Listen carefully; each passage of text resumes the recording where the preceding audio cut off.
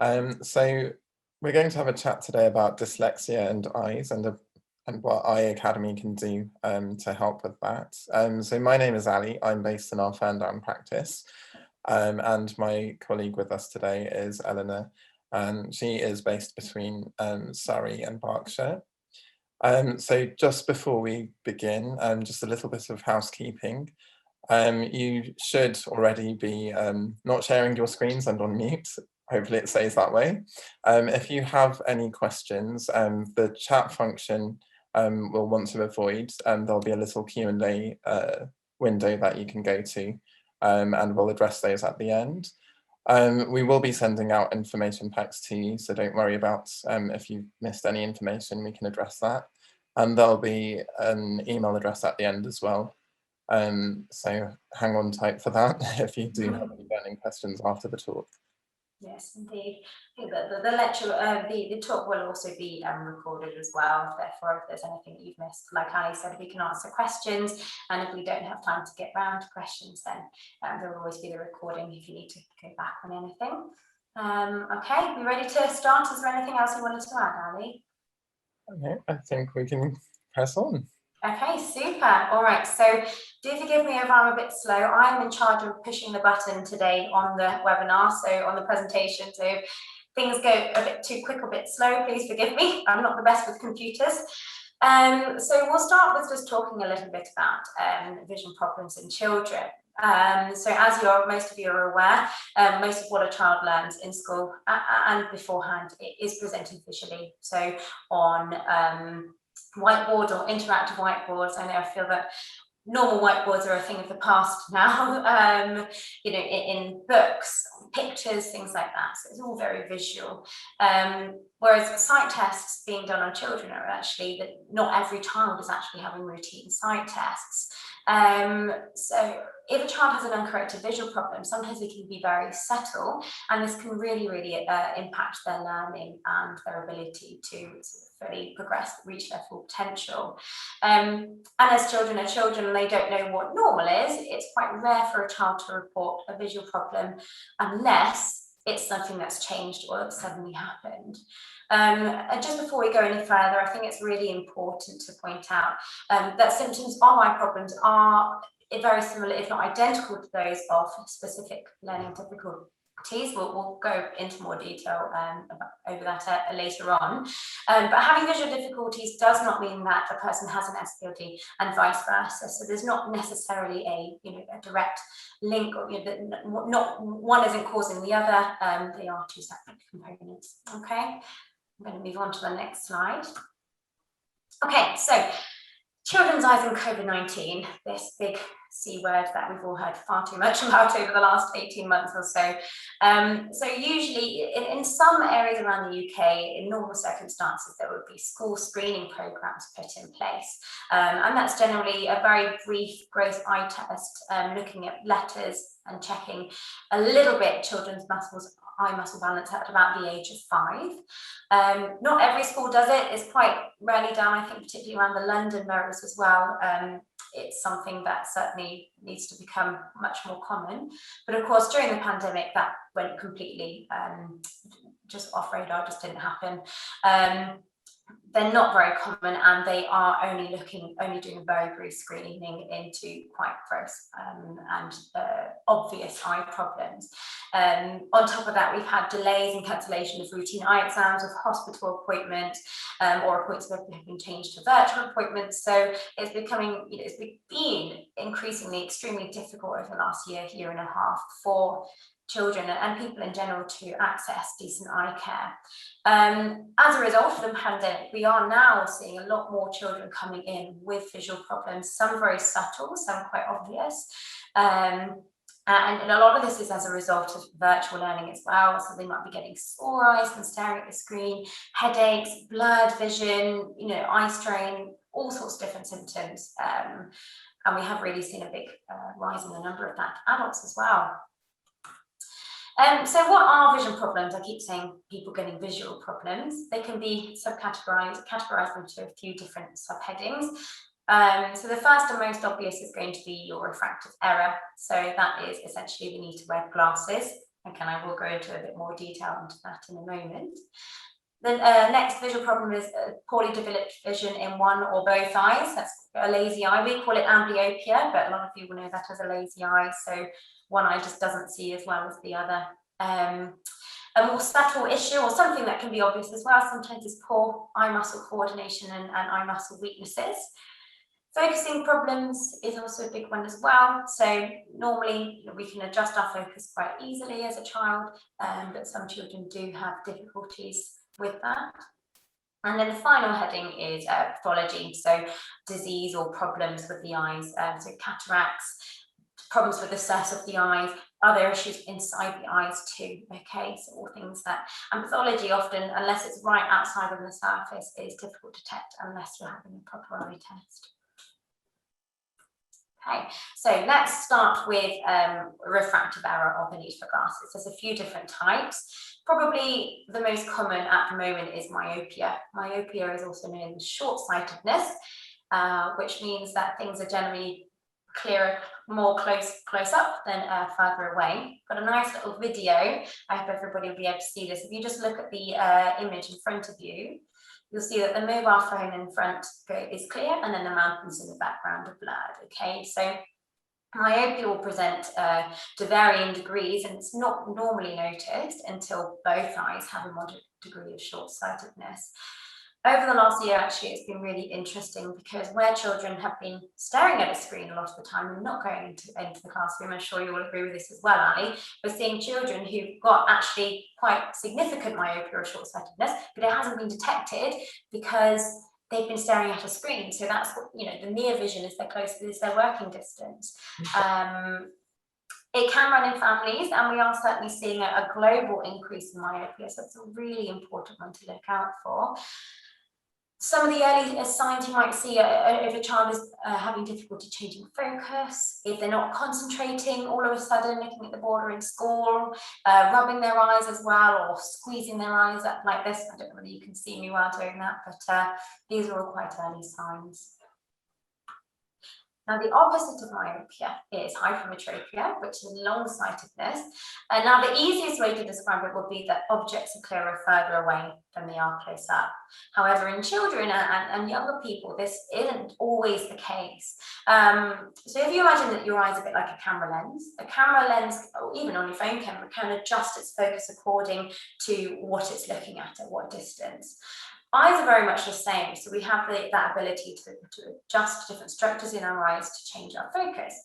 Now, in hypermetropia, objects close up may not necessarily be blurred in children and youngsters, but if trying to focus on something close up for a longer period of time, it takes a lot more effort for them to do so, and so it can be masked for a certain period of time, but after a while things can start to break down and symptoms can occur. So you're not always going to get people reporting blurred vision with this. Symptoms tend to be quite similar to those of eye muscle weaknesses, which I will go into in a moment. But again, you know, instability of images close up and different symptoms like that. I'm going to click on that video so you can all see. So if you look at the little animation there we go. So the phone's going blurry and the mountains in the background are nice and clear. Okay, we're going to move on. So eye muscle problems, the next category. So each of our eyes has 6 muscles around it that control its movements. Okay, and it keeps it straight and it keeps them working in sync with each other. So we've got messages going to and from our brain to make sure they are aligned with each other. Now, it's all very well having each eye working well separately, but if they're not working well together as a team, then that's where we can run into problems. Now, sometimes, like I said, eye muscle problems can be very obvious, sometimes very subtle as well. And it takes quite an expensive, you know, a lot of looking into to establish whether there is a subtle eye muscle movement problem, okay? When they're not working well together, it does take a lot more effort for the brain to process the information too. And like I said, symptoms can be really quite variable.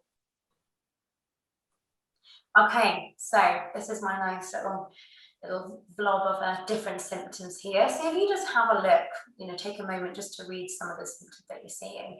Now, some of these might actually look very, they might look familiar, might look very similar to those of somebody who has an SPLD like dyslexia, so using finger as a marker, struggling with reading, reversing letters, skipping words and lines.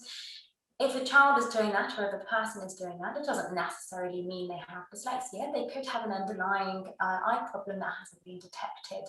And it's really important to establish what it is that's causing it really. Is it the eye problem? Is it the SPLD? Is it a combination? Other things that might be more subtle that a child may report are things like feeling unwell or struggling to move to read in a moving car, and also difficulties with watching 3D films. I don't know whether there's still the craze now, because cinema hasn't been on the top of everyone's list for the last year, but sometimes if somebody's got a problem with the eyes working together, then 3D films can be really quite uncomfortable for them. I'll just leave this up for a moment longer in case anybody wants to have a good look at all of them. Make sure I'm not going too quickly.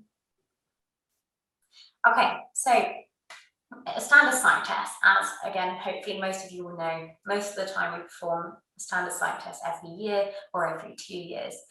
Now, I remember when I was at school, I'd go away for the summer holidays in July, I'd come back in September, and in that 6 weeks, the boys have shot up, people have changed, voices have broken, and there's been all these huge changes happening in a really short period of time.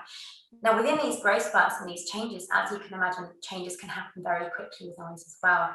So it's all very well doing nice routine sight tests in the growing up every couple of years, but actually within that time frame, a lot can be missed with a child.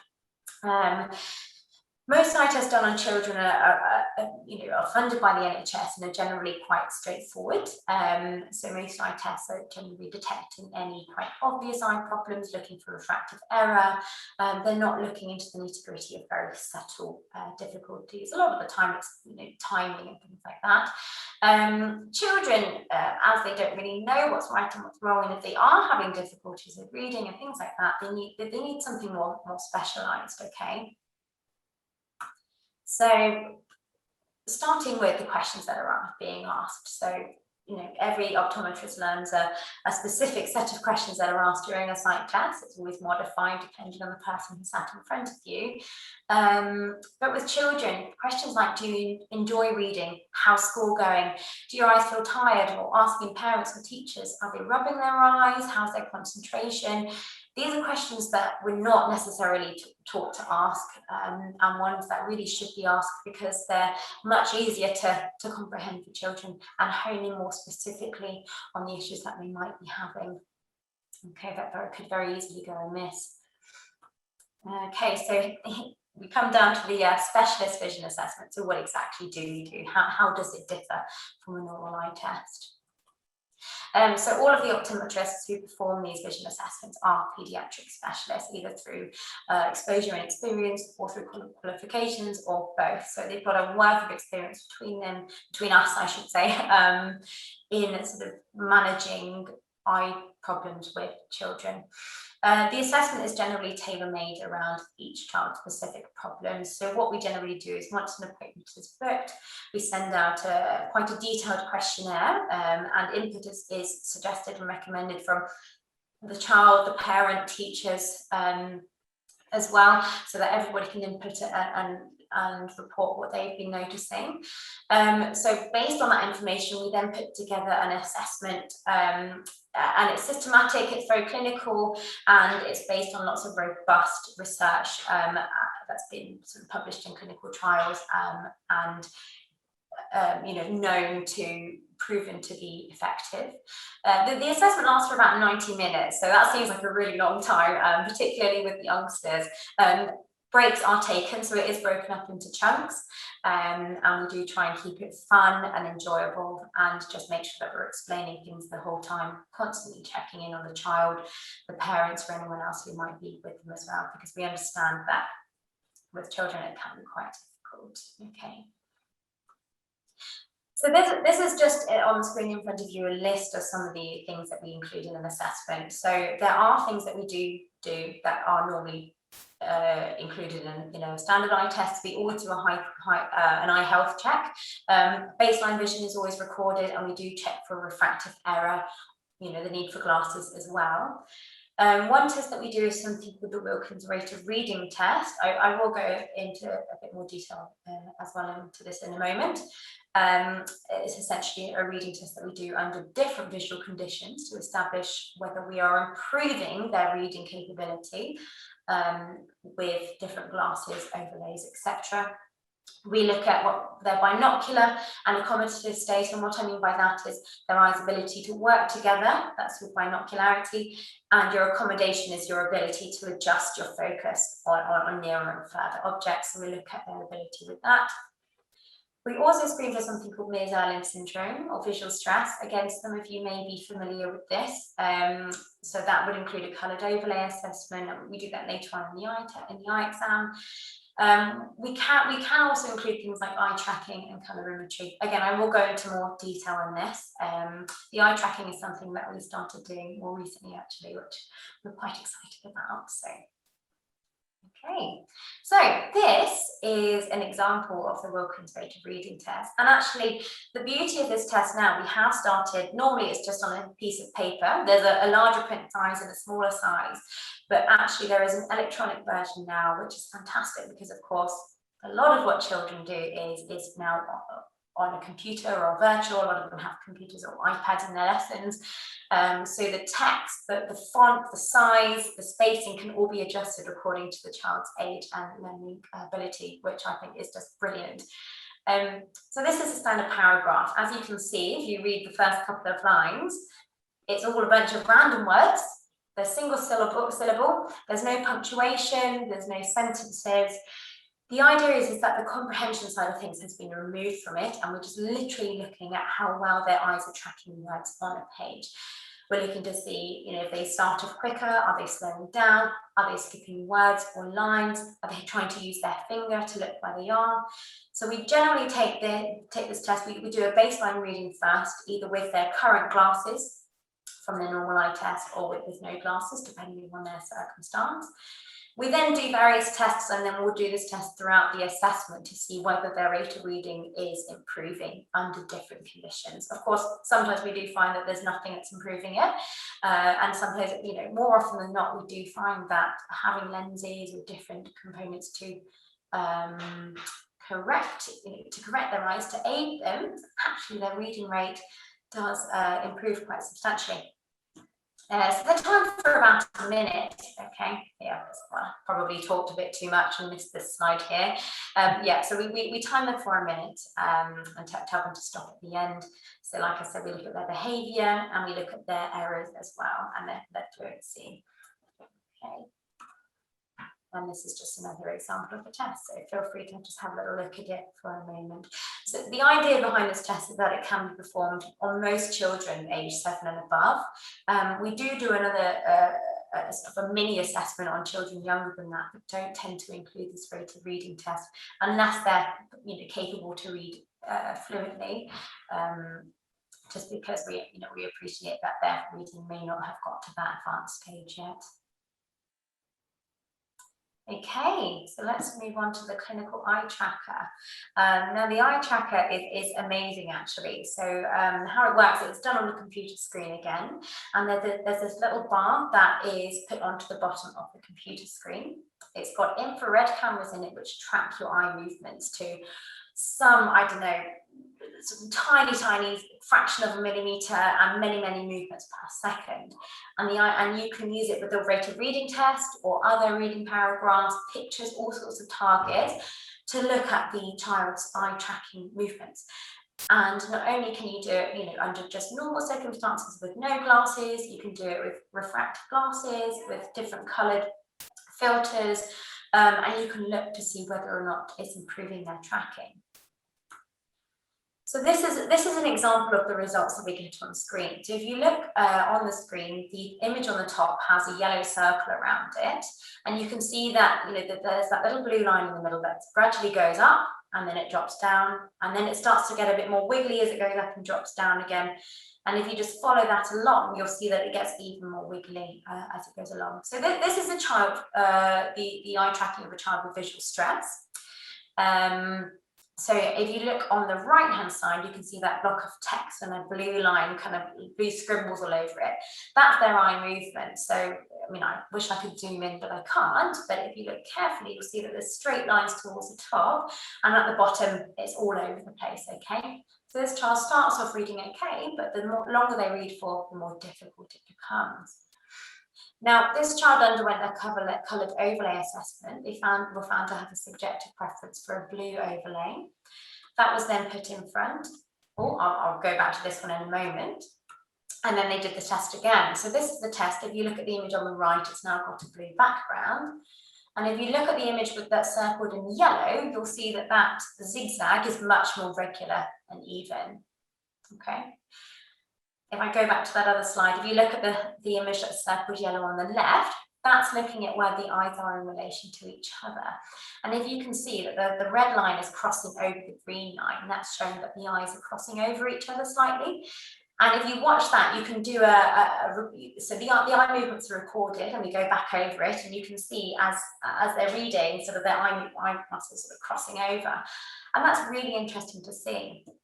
Now, if I skip past the bit with the blue filter and go on to the next one, if you look at that circled image in the center, you'll see that actually the two eyes are meeting up there, just with the blue overlay. I will go into a bit more detail about the overlays in a moment, because we tend to base most emphasis on binocular issues, but I will explain that in a moment. Okay. So, how do we manage these eye problems? Now, again, I'm sure you can imagine it very much depends on the individual. Some children may just need some straightforward spectacles to correct an undetected refractive error.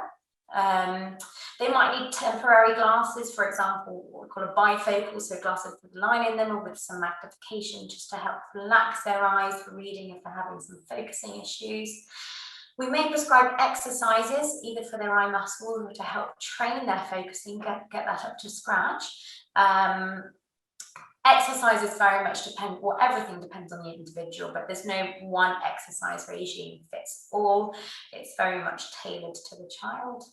And then the final one is training or exercise glasses. So again, prescribing an extra pair of glasses to wear for maybe half an hour a day, just to train their eyes while they're doing a reading task or something like that. Let's talk a little bit more about visual stress. I hope everybody's still with me and here. Can you still hear me okay, Ali? Yeah, excellent, good, okay. So visual stress, all good. Visual stress is or Meares-Irlen Syndrome is what we call a perceptual processing condition. So it's something that occurs at the level of the visual cortex, so in the brain, which is somewhere at the back here, visual cortex. Now the theory is that some people's brains, people with visual stress, their visual cortex becomes overexcited by looking at images with a high contrast and high detail. So, for instance, words on a page, that's generally black words on a white background, and it's very, very detailed. Now, if you blur your vision, it essentially looks like black and white stripes. Now, that high level of contrast there, when it sends messages back to the brain, it can overexcite it, and the brain in turn sends messages back, and it can get symptoms such as seeing words around, colours around words, the words can wobble or move. It's estimated between about 10 and 20% of the population will suffer with some degree of this. We tend to find that about 10% of the children we see are sort of visual stress suspects. So what we tend to do is base most of our assessment on, like I said, the binocular vision, the focusing issues, the refractive error, because those are much more common. And then we look at the addition of colour at the end. I think coloured overlays, coloured therapeutic filters are notoriously overprescribed. So we do try to be extra careful to make sure we're not overprescribing it. And we'll only prescribe if we are noticing a marked difference, either in their symptoms or in their reading speed and accuracy, or their tracking. So I want to interject. So, for example, there are some people who simply prefer to have a coloured overlay, and that just makes them feel more comfortable, but it doesn't necessarily make a marked difference in their reading speed. But there are a small subset of patients who, for example, a few weeks ago, I prescribed an overlay because the reading speed changed from 95 words per minute to 150 words per minute. Wow. It's very, very significant difference. That is really quite a marked difference. Yeah. So, I'm sure you can agree, Ali, it very much depends on the individual, and we'll prescribe based on symptoms, and we do feed improvements as well. So just looking at this slide again, please forgive my terrible clicking through the slides, but I'm sure I've already talked about some of this. So we explore it only after we've looked at refractive and binocular issues, but of course they can occur simultaneously. Okay, now what we then do, so say a child does find a benefit from the coloured overlay, we prescribe the overlay, they go away for between 3 and 6 months. Again, it depends on the individual and their needs, and if they're still finding an improvement from this overlay, we then can perform something called colourimetry, and colourimetry goes into a lot more detail into the colour preference. So if they are really liking it, then we can essentially look to put colour into their glasses. Now, how it works, there's a big, I would show you, I've got one to my left, but I don't want to mess the cameras up. But they put their head in this big old box, and there's a target, a visual target inside the box, and a series of different colours, brightnesses and hues are presented to the child systematically. And the child chooses, we narrow it down and choose their subjective preference. It normally takes between about 15 minutes and half an hour to do. And whatever colour that is, that combination of therapeutic filters are then, if they want them to be, incorporated into glasses. It's interesting, actually, often the colour that's incorporated into glasses that they choose is different. I don't know whether you found this, Ali, as well. It's different to that of a coloured overlay. So if you think an overlay is just going over their target, whereas with a filter, it is filtering, the entire room. Therefore, the sensitivity can change. That's something to be aware of. I'm going to stop talking at all of you for a moment and probably have a sip of water. We have a little video here. You may want to turn the volume up on your computer, just because I think it can, historically has been a bit quiet. But this is just one child's story about how colour helped them.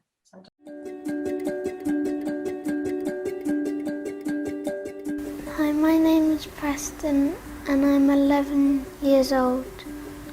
Preston was 7 when we first noticed problems at school, and his school Senko came to us saying that he was struggling with his reading and his writing. He was having headaches. He was getting very tired and rubbed his eyes constantly when he was trying to read. It was always difficult. It was always tears at reading time, wasn't it? It was always excuses of why we couldn't read tonight. It was difficult, frustrating. So we came in, didn't we, and had a test done. Can you remember? And he read some words, and then he had some glasses on and read some more words, and it dramatically, his score improved. He went from being a level 6 on the Oxford reading tree to being a free reader within 2 months of having his glasses. Now I've got my glasses, I'm confident enough to read out in front of my friends. Now I can do my reading independently.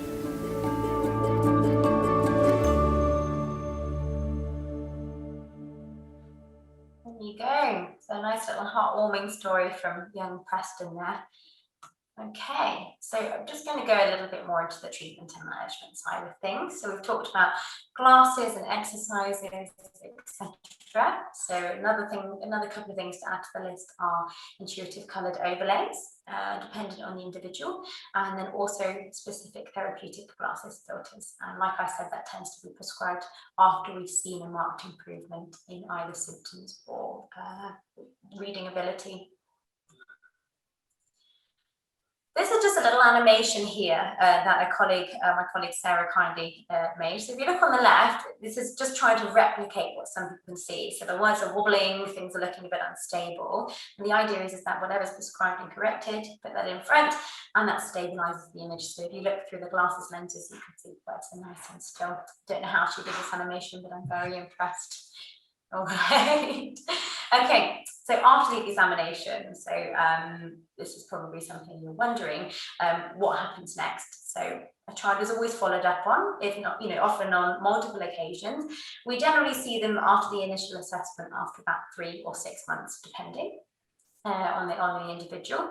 We will always send an examination report within the next couple of weeks after the assessment, and that will have all of the information of the tests that were done, the results we found, you know, what we've diagnosed them with, the treatment options, and it's just all explained on there. Now, this report is good because it can be given to the teachers, to educational psychologists if you then want your child to be assessed for an SPLD if they haven't yet been assessed for it, and it just gives a detailed breakdown of what's going on with their eyes. Okay, and then after that review appointment, of course, there's then the option of colourimetry, tracking if that hasn't already been done, adjusting glasses or prescribing more treatments or exercises. So it's very much an individual approach, and I think that's something that's really important to remember, making sure that, you know, we prescribe them specifically for that child.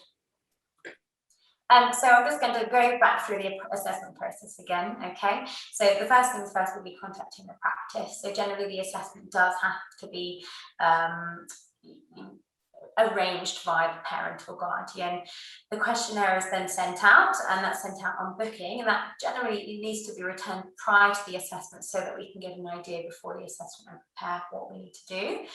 The vision assessment is performed, the treatment prescribed if it's needed, the report sent, and then there's always a feedback form as well, of course. Everybody benefits from feedback, and then the follow-up appointments as appropriate, okay?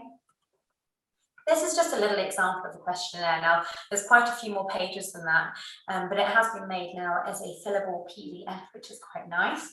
And like I said, the child, the parents, teachers, everybody can get involved in answering this questionnaire just to get as much information as possible, so we can, you know, do a decent examination. All right, so I'm nearly done, and I'm hoping that there's a few questions to answer. So we'll just run back through a few take-home messages, okay? So really important to remember that visual problems don't cause dyslexia, nor does dyslexia cause vision problems.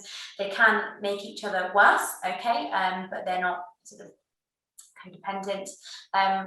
Not all children will present with blurred vision. That's quite a rare symptom, so it's really important to look out for those other symptoms as well. I hope that, again, we can always go back through, but I hope that those are now a bit more obvious. Specialist vision assessments are always really good to do for those with reading and processing issues. I would always strongly recommend having something more expensive done. And we should always rule out eye problems before looking at coloured filters as well. Like I said, they are notoriously overprescribed, and therefore we just have to be really careful with how much colour is being prescribed to children. Okay, so time for questions. Ali, I'll hand over to you. Have we got anything in that chat box? Have we got any questions that we might be able to answer? The chat box, but we've had a few coming in. One I have is this provided on the NHS, or would you have to pay privately for this test? So this type of test isn't provided on the NHS at the moment. So the NHS is, you know, the NHS is amazing, but it's very much a limited resource, and it's limited to detecting and managing disease. So at the moment, because this is not necessarily detecting disease, it's looking at much more subtle issues, it is only done privately. Hopefully one day it will be something that is NHS funded as well, because it is rather common, but at the moment it is just private. And I guess following on from that, how do parents arrange the assessment? Yeah, so that's quite straightforward. So generally speaking, we have quite a few practices that do the assessment.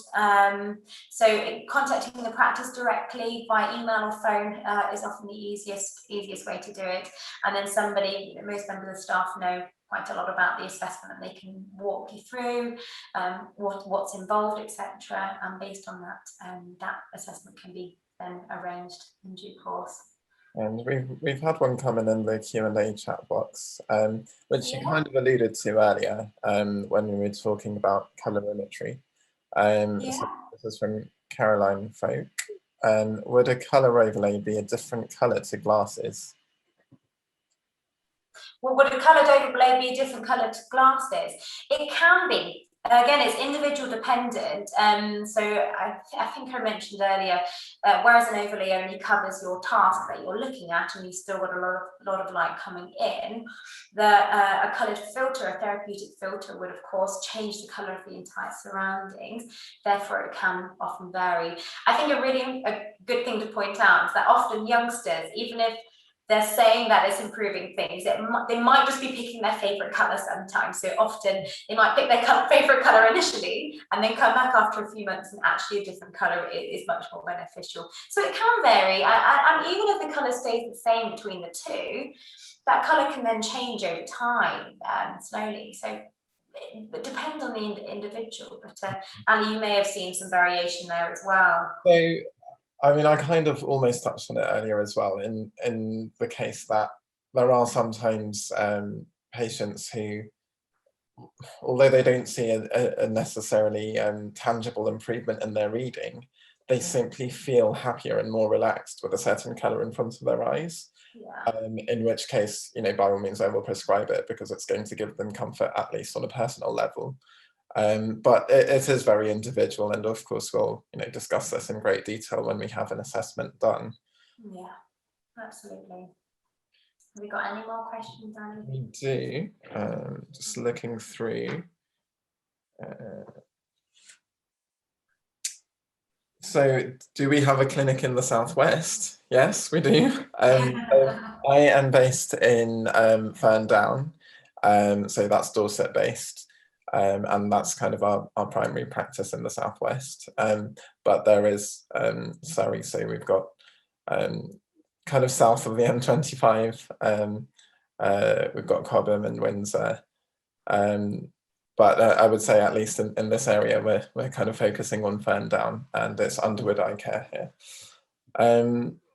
So another one's come in about dyslexia assessment. And Meares-Irlen Syndrome allegedly being discredited. Why do we still refer to this now? Why do we still refer to this? So that's a really interesting one, and I think Meares-Irlen has been discredited by one body, but I think the important factor to remember is that, of course, the brain is a closed structure, and it's something that's really, really difficult to, issues with the brain and the cortical issues are quite difficult to quantify and to assess, and particularly with something as, do we say wishy-washy as reading and that interpretation?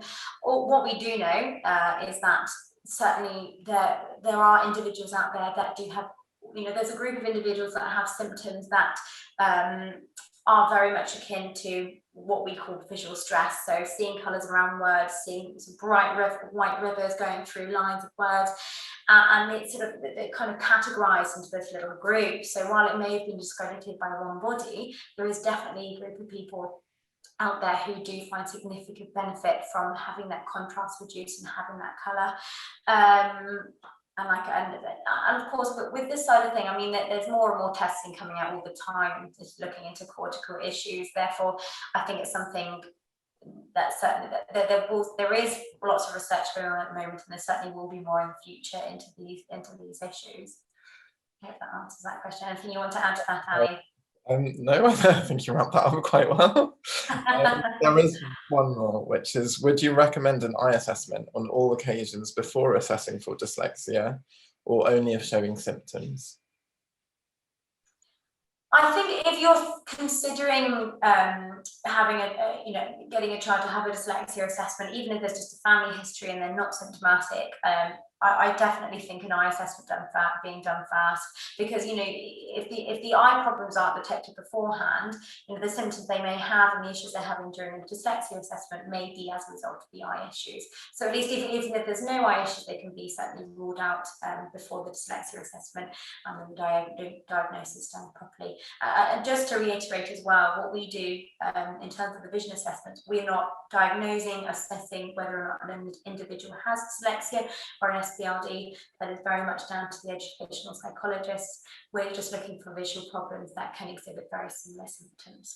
So I hope that was made. And as you said, obviously we can then formulate a report, and then if they need to take those to the relevant people, then it will be provided.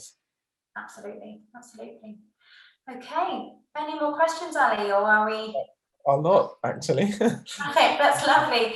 Well, thank you everybody for listening. And if anybody thinks of any questions later on that you might want to email about or speak to us directly about, please feel free to. I think if I scroll to the next page, here we go. There's a nice email address there that you can inquire through. Generally, the emails will then be sent directly to Ali or myself. Get back to you. We will be sending out an information pack as well, with just a recording of the webinar. I think more information on the question and answers, if there's anything we've missed, if I've spoken too quickly, and just some more examples of the questionnaire and things like that. But no, well, thank you everybody much for your time, and thank you, Ali, as well for doing all the introductions and the questions.